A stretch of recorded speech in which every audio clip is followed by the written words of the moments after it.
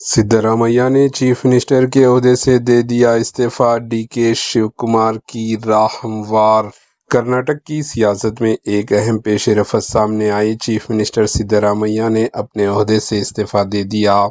इन्होंने आज अपनी सरकारी रिहाइशगाह कावेरी में मुनक्किदा नाश्ते की मीटिंग के दौरान अपने इस्तीफा रिज़ाइन का ऐलान किया। ताहम गवर्नर की अदम मौजूदगी के बायस इन्होंने अपने इस्तीफा राजभवन को रवाना कर दिया। चीफ मिनिस्टर सिद्धरामैया ने कहा कि गवर्नर मध्य प्रदेश से वापसी के बाद इनके इस्तीफा को मंजूर करेंगे। इस पेश रफ्त के बाद डिप्टी चीफ मिनिस्टर और रियासती कांग्रेस के सदर डीके शिव कुमार के अगले चीफ मिनिस्टर सीएम बनने की राह हमवार हो गई है।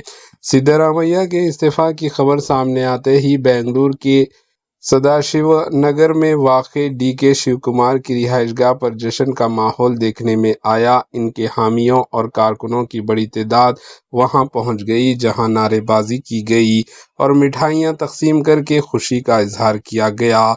सूरत हाल की पेश नज़र पुलिस की भारी नफरी तैनात करते हुए सिक्योरिटी सख्त कर दी गई।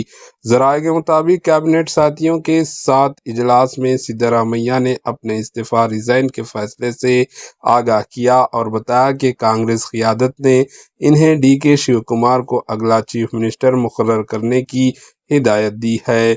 इस ऐलान के दौरान सिद्धरामैया जज्बाती भी हो गए। बताया जा रहा है कि इन्होंने अपने रफ़्क़ा से कहा कि वो अपने दौरे हुकूमत में अंजाम दिए गए कामों से मुतमईन हैं।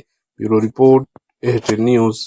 Whatever legislative party takes a decision, High Command takes a decision, you will be the chief minister. So, CM,